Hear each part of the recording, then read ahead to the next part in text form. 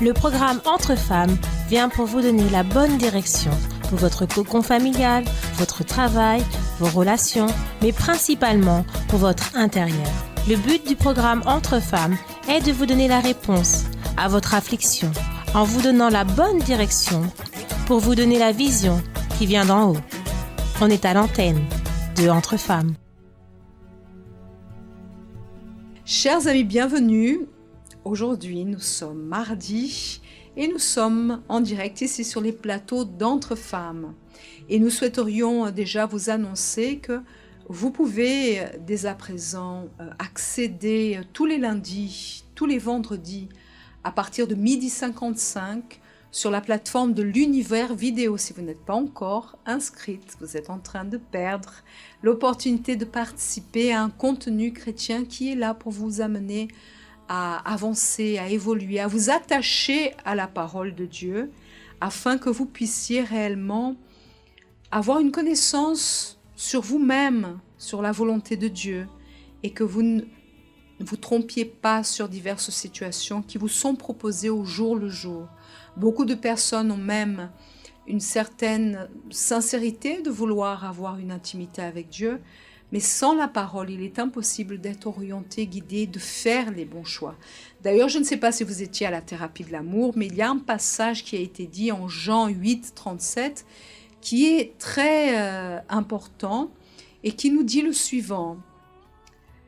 Je sais que vous êtes la postérité d'Abraham. Jésus était en train de parler avec les religieux, avec les personnes qui se disaient de la génération d'Abraham, qui se disaient aujourd'hui, par exemple, je sais que je vais à l'église, je sais que je suis chrétien, chrétienne, mais il expliquait de la même manière, par la suite, dans ce verset, mais vous cherchez à me faire mourir parce que ma parole ne pénètre pas en vous.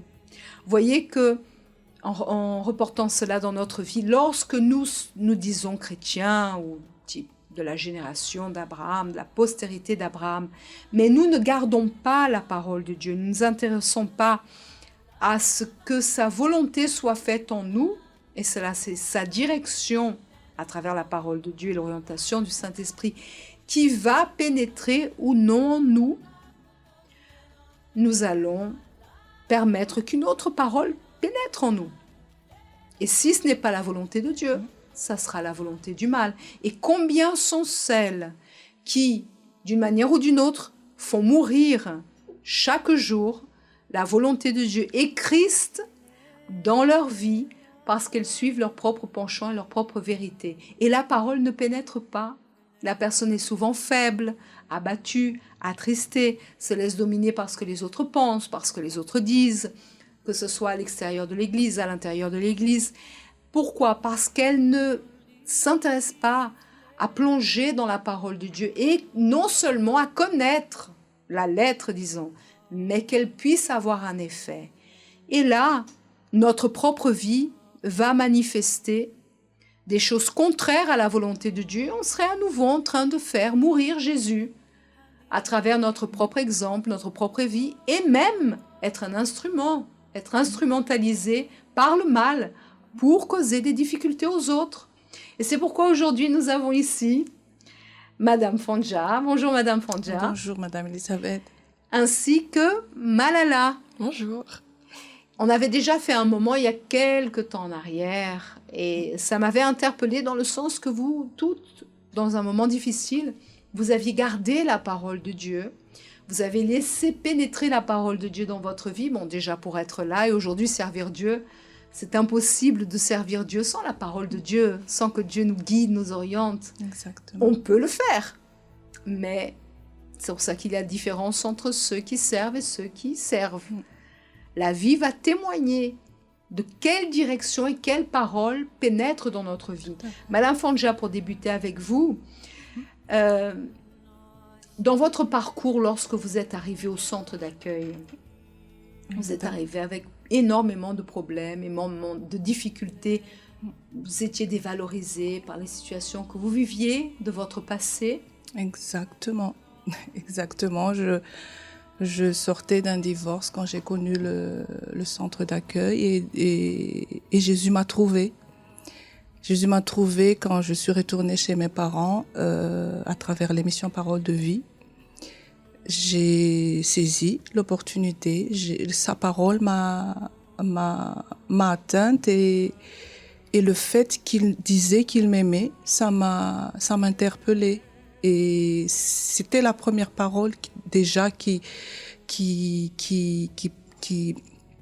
a eu un grand impact. Et quand je suis venue à l'église, quand je vivais, parce que j'ai grandi dans un foyer chrétien, mais on n'a jamais vécu de la parole. J'ai jamais eu d'expérience directe avec la parole de Dieu. Mais quand je suis arrivée au centre d'accueil, par moi-même, j'ai découvert cette parole, et il y a une qui m'a personnellement aidé à me maintenir ferme dans la foi. C'est un verset qui disait que Marie gardait toutes ces choses et les repassait dans son cœur. Voilà, c'est des paroles. Luc, chapitre 2, verset 19. C'est lorsque l'ange est venu vers les bergers pour annoncer que Jésus serait le Sauveur. Et après, ils sont allés divulguer cela et ils sont tombés sur, bien entendu, Marie, Joseph, qui étaient dans l'étable. Elle était enceinte. Et elle a gardé, elle repassait cela. L'ange lui avait déjà expliqué, à Joseph aussi, individuellement. Et là, elle repassait. C'est-à-dire, lorsqu'on garde, Madame Fanja, une parole, parce que vous êtes arrivée vraiment dénuée, brisée, défaite, sans vie. Mais lorsqu'on écoute à l'église, lorsqu'on lit la parole de Dieu, et que le Saint-Esprit a la possibilité d'ouvrir notre entendement, parce que vous disiez tout à l'heure que vous étiez dans une église, on n'est pas là pour reparler de quelle église ou critiquer n'importe quelle église. Mais, et des gens aussi sont au centre d'accueil, mais ne gardent pas. Ils sont toujours en train de recrucifier Dieu à travers leur comportement, leur choix, parce que leur vie ne va pas témoigner la volonté de Dieu. Et si elle ne témoigne pas la volonté de Dieu, elle va témoigner une autre volonté. Comme à l'époque, vous étiez chrétienne. Oui, mais est-ce que votre vie témoignait la volonté de Dieu? En rien du tout. Je faisais le contraire de tout ce que la parole disait.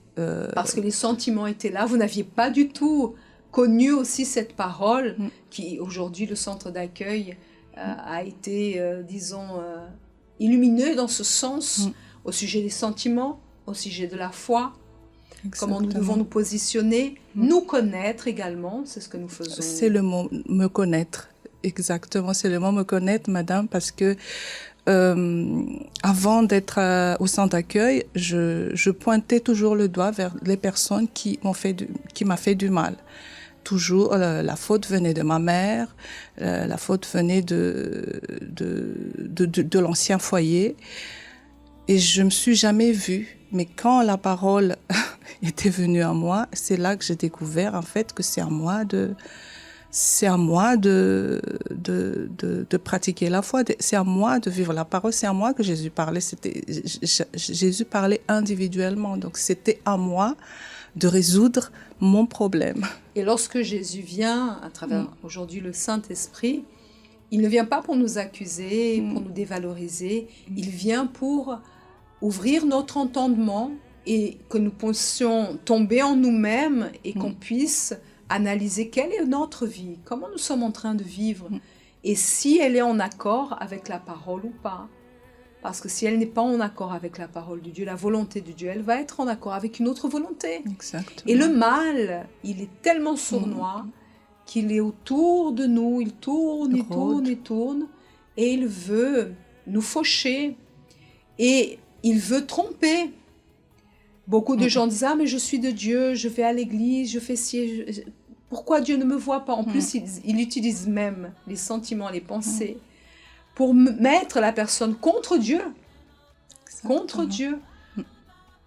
Pourquoi Dieu est si injuste? Pourquoi par exemple, dans la famille où vous trouviez, pourquoi d'autres familles, peut-être même qui ne connaissent pas Dieu, vivent bien, partent en vacances, sont heureux en famille. Et moi qui connais Dieu, je vis dans cette situation. C'est un Dieu injuste. Et il ment et il nous mène à croire des choses qui sont contraires à la volonté de Dieu et nous mettre même contre Dieu. Donc c'est pourquoi l'importance réellement, au tout début, quand nous sommes et nous arrivons au centre d'accueil, de pouvoir plonger dans la parole de Dieu et nous voir, nous connaître. Exactement, madame. Exactement. Et grâce à Dieu, par sa grande miséricorde, année après année, Dieu l'a montré, cet amour déjà, parce que quand nous nous sommes maintenus dans cette parole, Dieu s'est révélé.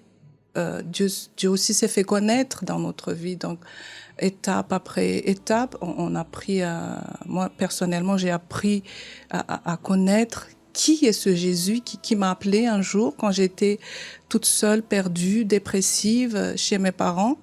Aujourd'hui, je le connais de plus en plus et j'arrête pas de le connaître.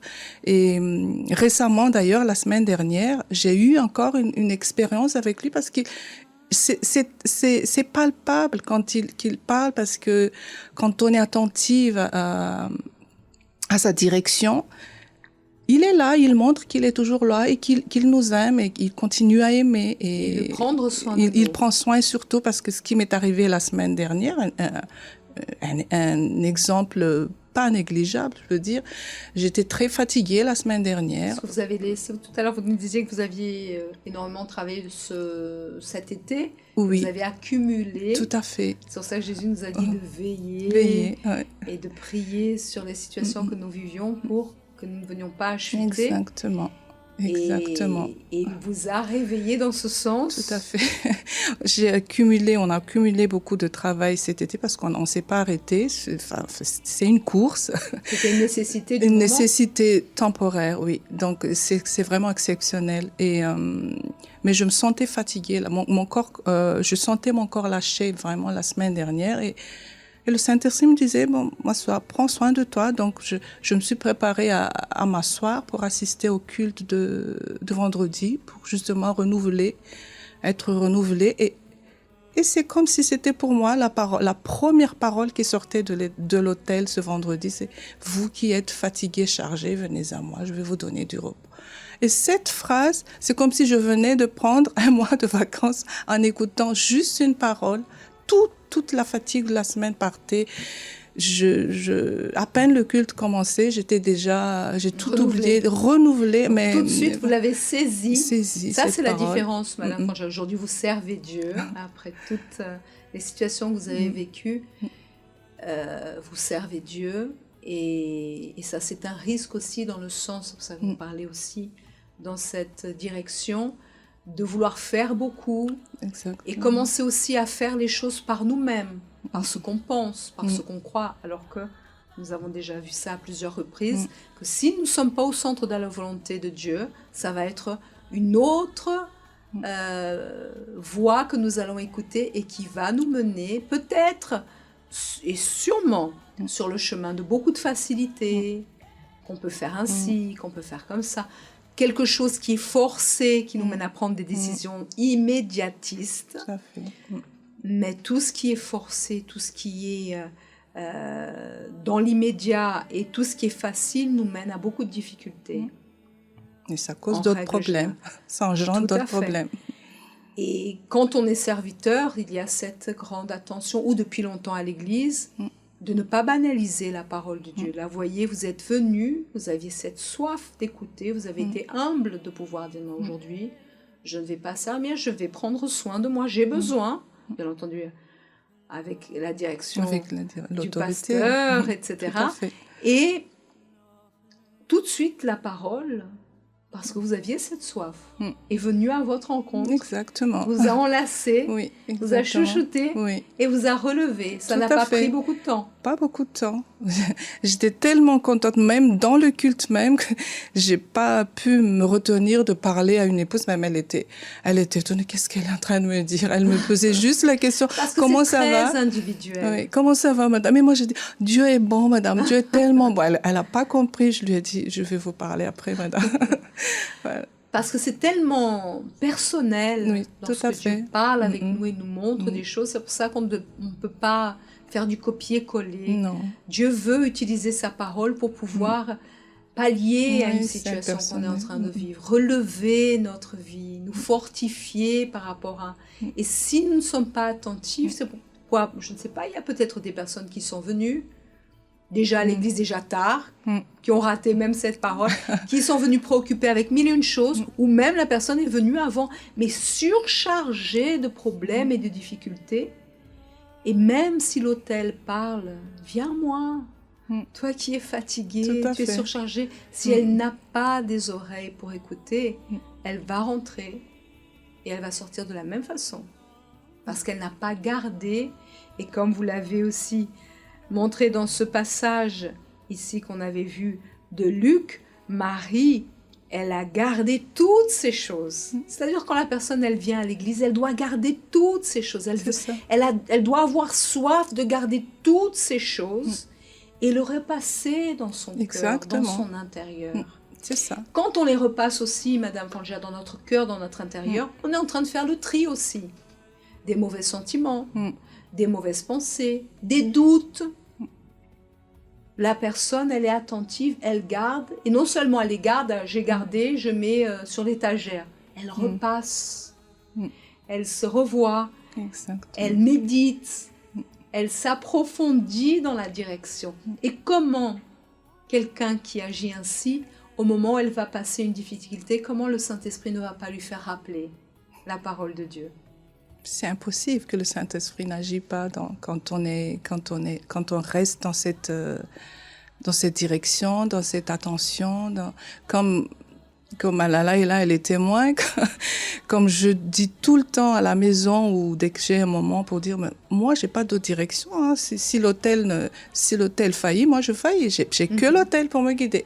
Et ça c'est très important, réellement de rester au centre de la volonté de Dieu et dire, Seigneur, guide-moi, oriente-moi, je ne fais faire que ta volonté. Exactement. Et comment on va faillir l'autel? C'est ce que je dis tout le temps.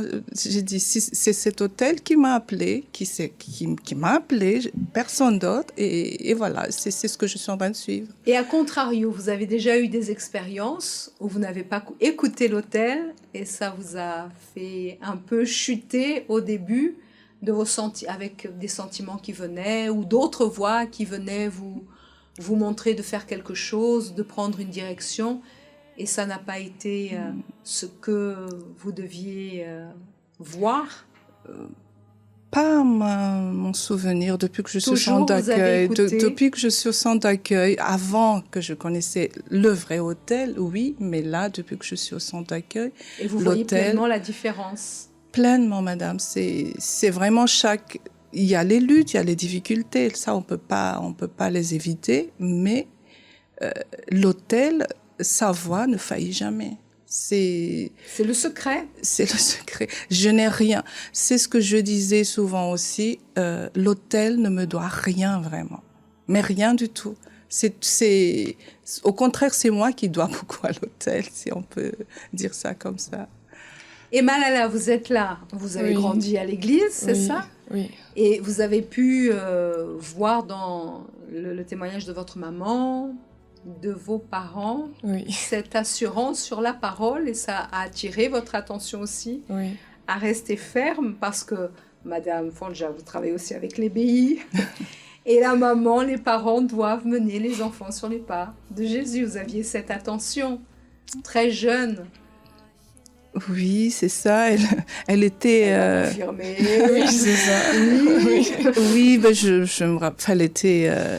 Elle était à l'EBI, elle était à l'église, elle avait 10 jours, donc c'est ça, confier, remettre tout entièrement et vous avez entre les mains voulu de Dieu. passer cela aussi, parce qu'il y a des mamans qui nous écoutent. Vous avez voulu passer aussi cet amour pour la parole, ce désir qu'elle puisse rester dans la parole. Toute jeune, j'imagine. Tout à fait. Et puis, surtout, plutôt être l'exemple, le modèle, parce que ça sert à rien que je lui dise fais ça, si moi-même, si ça venait pas de moi. Et l'école des mères m'a beaucoup aidée dans ce sens. Et j'étais même surprise que le Saint-Esprit a fait son travail tout seul. Parce qu'aujourd'hui, Malala est là. Oui. Malala est là. Vous servez Dieu aussi? Oui, c'est ça. Vous avez quel âge aujourd'hui? J'ai 20 ans. 20 ans, donc ça fait 20 ans qu'elle est baignée dans la parole de Dieu. Oui. Et ça a attiré votre attention, le fait du témoignage de votre maman, les luttes, les difficultés que vous avez pu constater aussi à partir du moment où vous avez eu un entendement sur les choses, et le désir aussi de pouvoir demeurer dans la parole de Dieu, garder la parole de Dieu. Oui, parce que c'est vrai que ma mère, elle m'a pas forcé à faire les choses. Elle m'a pas dit oui, va faire ça, va participer à la FTU, Enfin, elle m'a pas forcé. Elle a laissé faire les choses. Les girls aussi. Oui, les girls. Oui, elle m'a pas dit va participer aux girls, mais c'est moi en fait qui ai vu à travers elle. Enfin, j'ai vu à travers elle le témoignage et ça m'a donné envie d'investir aussi en moi-même. Parce que beaucoup de jeunes et des enfants qui viennent même à l'ébéi, etc., et même enfants d'ouvriers pensent « Ah, mais c'est lourd, mes parents veulent que je fasse ci, que je fasse ça, j'ai pas de liberté, les autres à l'école ont de la liberté que je n'ai pas. » Il y a des situations où vous êtes vu face à ce genre de choses? C'est vrai qu'au début, je me suis demandé, mais ma mère, pendant le week-end, les autres ils sortent et tout, mais nous on est tout le temps à l'église, toute la journée, toute la journée le dimanche on est à l'église. Mais après, j'ai compris au fur et à mesure pourquoi, en fait, Et certainement que ça vous a épargné de beaucoup de problèmes, parce qu'aujourd'hui, peut-être que vous voyez ceux qui sortaient, même entre amis. Enfin, ce n'est pas que on ne peut pas sortir, tant et si bien que vous sortez avec votre maman. Mais des fois, Madame Fonjania, aujourd'hui, on va dimanche après-midi être en famille, on va visiter, etc. C'est pas que ça soit interdit. Oui. Maintenant, une vie comparée à l'autre, parce que beaucoup de jeunes, etc., envient les autres, envient la vie des autres, alors qu'ils ne savent pas ce qu'ils sont en train de vivre, ni les problèmes où ils se trouvent. Et là, après, vous avez peut-être vu des exemples d'amitiés qui sortaient, qui voyaient, qui faisaient les choses à leur façon, et qui peut-être aujourd'hui passent des luttes et difficultés, ou ont même souffert, ont même peut-être eu des attitudes qui aujourd'hui ne peuvent plus revenir en arrière. Je les croise plus trop, mais quand je croise par exemple leurs parents, je vois que par exemple il y avait la mère d'un de mes amis, de mes amis d'avant. Connaissance? Oui, de connaissance. Elle me disait ah oui, maintenant ton ami il est plus il dort plus à la maison, dans un internat, son comportement ça va pas. Je vois que si j'aurais pas choisi le chemin de Dieu, j'aurais pu finir comme eux, parce que comme c'était mes amis, j'aurais pu être influencée, j'aurais pu me laisser aller et les suivre, voilà. Mais après j'ai connu la parole, j'ai pris conscience de la parole. Et qu'est-ce que vous a apporté aussi la parole de Dieu? Parce que ça n'a pas été quelque chose que votre maman vous a imposé ou vos parents vous ont imposé. Ah, il faut que je fasse ça, etc. Comme monotorisé, vous voyez, comme quelqu'un qui est programmé à faire les choses. Du coup, premièrement, la parole, elle m'a permis de me connaître et de changer, parce qu'avant, j'étais, on va dire, un très gros garçon manqué. Ah bon? Oui, vraiment, à l'église, Pourquoi? je mettais des jeans, des baskets, les robes, c'était pas du tout mon truc, j'avais toujours les cheveux attachés, je prenais vraiment pas soin de moi. Et après, j'ai pris conscience, à travers la parole, qu'en fait, en tant que fille, c'était pas le bon comportement à avoir, et que c'était pas le bon comportement à avoir, et que je devais changer, qu'il y avait des choses que je devais améliorer en moi. C'était des choses que vous voyez à l'extérieur, ou le genre de vestimentaire, ou des choses que vous voyez, ou c'était quelque chose que vous avez vu qui était en vous et qui devait changer? Une gêne par rapport à qui vous étiez réellement? Après, c'est vrai aussi qu'avant, j'étais quelqu'un de très timide. Je parlais à personne. Je me souviens qu'à l'église, on me disait bonjour. Moi, je disais, je hochais seulement la tête. Et aucun après, son ne sortait de votre bouche? Non, aucun. Et du coup, je pense que c'était aussi dû à ça. J'avais un manque de confiance en moi, comme un complexe. Et du coup, je voulais pas trop... extérioriser, parler. Oui. Et vous vouliez un petit peu vous cacher derrière. Rester dans mon côté. Même je suivais toujours mes parents quand on sortait, j'étais toujours accrochée à eux. Et voilà. Ça vous le attestait? Oui, ben là, elle est sortie de son cocon. Elle gère, entre guillemets, sa vie. Hein. Enfin, c'est pas une indépendance totale, mais elle est autonome avec Dieu. Donc, elle dépend d'elle-même, de la parole. Et lorsque vous disiez tout à l'heure aussi, parce qu'on voyait dans quelle parole vous étiez baigné, ce qui vous a fait du bien, c'est cette parole en Galates, c'est ça? Oui, c'est ça. De ne pas cesser de faire le bien et que tôt ou tard, on va moissonner autant convenable. Si nous ne nous relâchons pas. C'est ça. C'est ça. Et c'est vrai que même si on grandit dans l'église, c'est pas parce qu'on grandit à l'église en fait qu'on est forcément bien, parce que si on Dieu. Oui, c'est pas, c'est cette parole de Dieu. Même que Jésus a dit à ses pharisiens. C'est ce qu'il a dit lorsqu'il lui a raconté, vous dites que vous êtes de la postérité d'Abraham. Non, nous sommes, nous faisons partie de l'église, nous sommes nés à l'église, nous sommes ceci, nous sommes cela. Mais en réalité, au jour le jour, est-ce que nous sommes en train de garder et de pratiquer la volonté de Dieu? Parce que connaître, c'est important, très bien. Mais est-ce que nous la mettons en pratique? Parce que là, nous sommes réellement les amis de Dieu et il peut réellement avoir une influence dans notre vie et on peut faire une différence. Oui, parce que du coup, si j'avais pas gardé cette parole, je sais que je serais partie dans le mauvais chemin. Vous avez eu des influences? Parce que vous travaillez, vous êtes à l'école, à l'université. Il y a toujours, c'est un monde complètement à part de ce que la parole de Dieu nous dit. Oui. Et en plus, plus le niveau il monte, plus le degré de l'influence augmente aussi.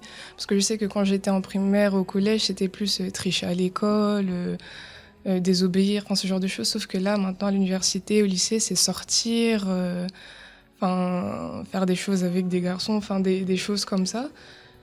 Et si j'avais pas gardé cette parole, même les gens ils se demandaient mais pourquoi tu fais pas ça, pourquoi t'es comme ça, tu dis pas de gros mots, on dirait une sainte.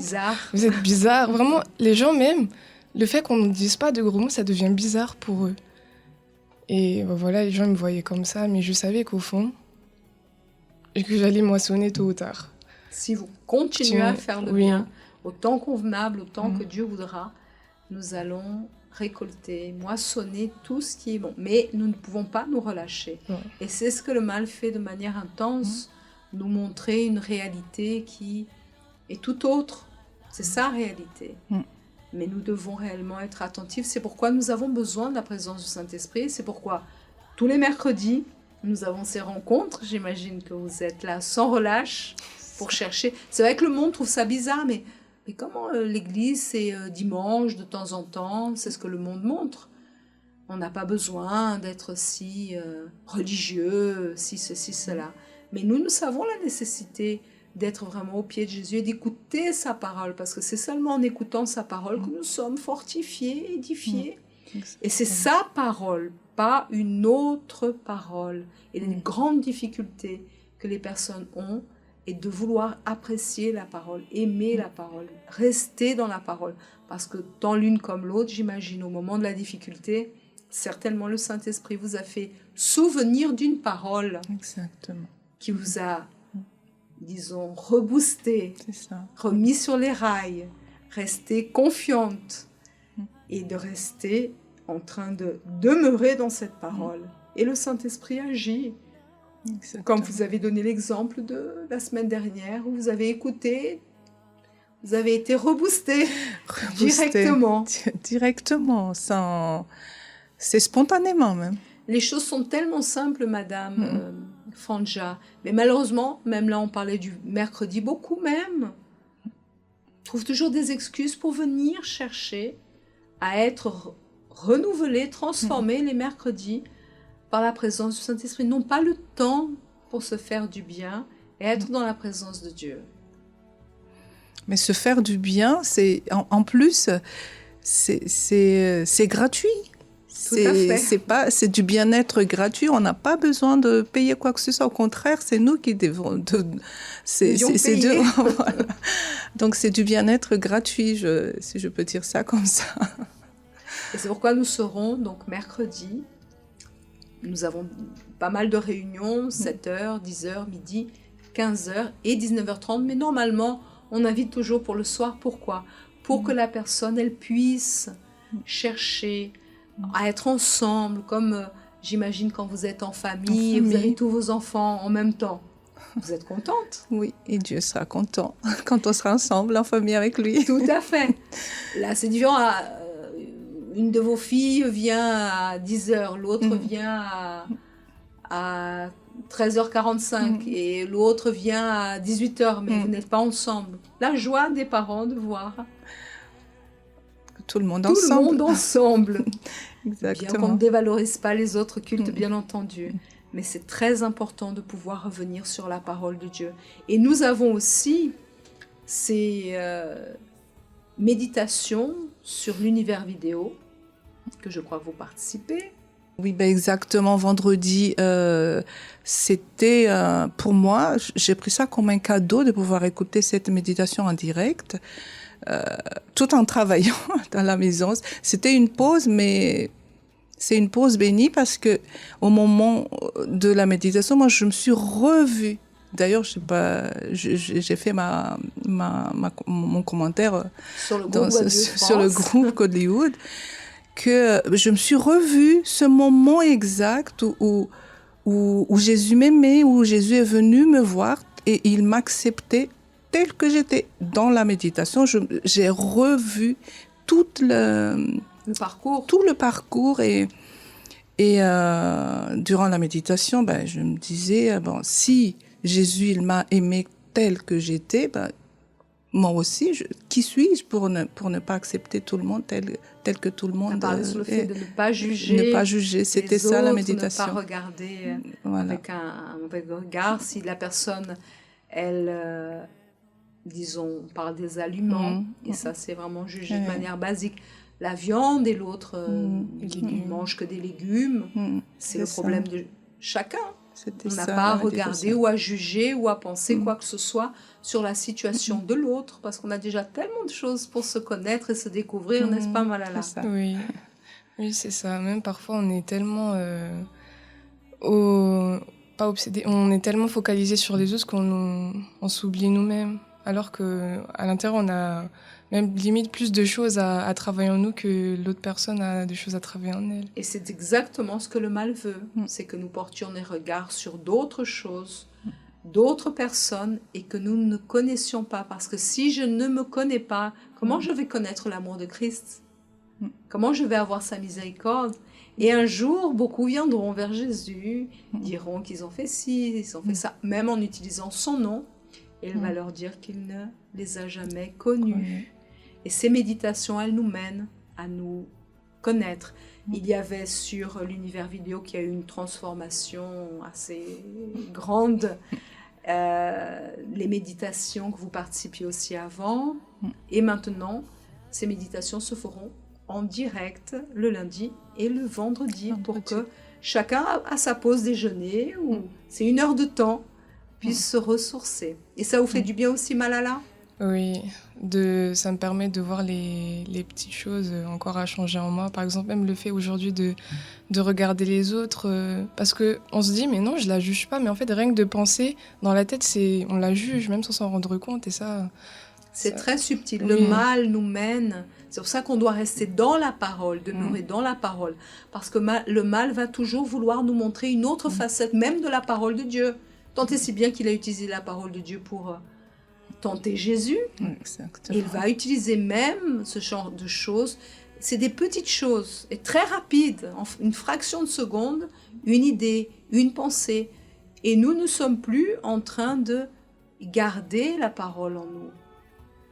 Nous ne sommes plus en train de plaire à Dieu à cause d'une situation. Et il va toujours nous dire, c'est pas trop grave. C'est pas vraiment comme ça. Ne t'inquiète pas, comme il a dit dès le départ à Ève, et à Sarah aussi, cette suggestion qu'aujourd'hui, malheureusement, Tout le monde en souffre encore, et les situations que nous sommes en train de vivre, juste pour une autre option, une option meilleure. Et ça fait souffrir énormément les gens. Donc on garde une pensée, mais la volonté de Dieu, elle ne pénètre pas en nous et on ne la garde pas. Parce qu'elle est bonne, Oui. elle est agréable, mais elle va bien des fois contre toutes les pensées de ce monde et ce qui nous est le plus facile. Oui. Et vous invitez toutes celles qui nous écoutent Oui, j'invite toutes les femmes qui veulent apprendre à se connaître et à être plus à l'image et à la ressemblance de Dieu. Oui, exactement. Plaire, plus Exactement. développer son intimité Oui. avec Dieu. Oui, c'est ça. Et Madame Fandja? Pareillement, c'est une opportunité aussi pour nous d'avancer dans notre parcours avec Jésus, parce que il arrive, hein. Tout à fait. Il c'est arrive, ça. et puis voilà, c'est pour être plus proche et de le monde lui. veut étouffer Mm. sa venue qui est proche et veut réellement faire que les gens soient distraits avec tant d'autres choses qu'il y a. Exactement. Tant d'autres choses. Et c'est pourquoi on vous invite sincèrement à pouvoir vous approcher. C'est une opportunité aussi parce que c'est en direct du temple de Salomon. Ce n'est pas peu de choses. Et on a l'opportunité en direct de pouvoir déguster des repas très frais qui viennent, des aliments qui viennent très frais du haut. Et en plus, madame, c'est 13h. Au lieu de regarder le 13h, le journal de 13h, c'est mieux parce que dans le journal, il n'y a que des mauvaises nouvelles en ce moment. Ça, c'est la bonne nouvelle. Tout à fait, parce que bon, les nouvelles, on les aura à chaque instant, à chaque fois qu'on ouvre, on branche la télé ou on ouvre les réseaux. Et c'est la bonne parole qui doit réellement Exactement. nous donner la force de continuer dans toutes ces difficultés que nous vivons. Écoutez, ça a été un plaisir de vous avoir à nouveau ici et de pouvoir montrer l'importance que les dames, les jeunes femmes doivent avoir pour garder la parole. Si elles le faisaient, tant de problèmes seraient évités. Si elles écoutaient la voix de Dieu en direct, comme tant de situations seraient évitées, elles mettraient leurs sentiments de côté, elles pèseraient ce qui vient à leur esprit et se demanderaient, est-ce la volonté de Dieu ou est-ce une autre voix qui est en train d'essayer de me dévier et de me faire du mal? Et certainement le Saint-Esprit leur montrera le chemin. Oui, et c'est ce que nous souhaitons pour toutes celles qui nous écoutent. Et c'est pourquoi nous nous donnons rendez-vous donc demain au centre d'accueil le plus proche de chez vous. Nous serons à Paris. Oui. À 19h30. Quelle adresse? Au 254 rue du Faubourg Saint-Martin, Paris 10e. Quel métro? C'est la ligne 7 et 7 bis, ou la 2 à Stalingrad, ou Jaurès. 5 aussi. 5 aussi. On est très bien desservis. Oui. Et n'oublions pas que ce soir aussi, Il y aura la mardi, connexion fun à partir de 20h. et à grands pas, nous allons être le samedi. 28 octobre, l'événement Méga L, pas ne surtout pas rater. Où ça? Au Dojo de Paris. Très bien. Bien que les places sont limitées et je pense qu'il n'y a plus de place. Il n'y a plus de place. Oui, oui. C'est ça. Donc on invite, mais tous ceux qui ont déjà donné leur nom, leur contact, parce que bien entendu, avec toutes les situations, nous avons dû bien organiser les choses pour que tout soit, qu'on sache qui vient, on sache comment ça va être organisé et on puisse aussi aider ceux qui vont être présents. Oui. Très bien, je crois que tout a été dit. Oui. Que Dieu vous bénisse alors. Vous aussi, madame. Et à très bientôt. À bientôt. À très bientôt à toutes.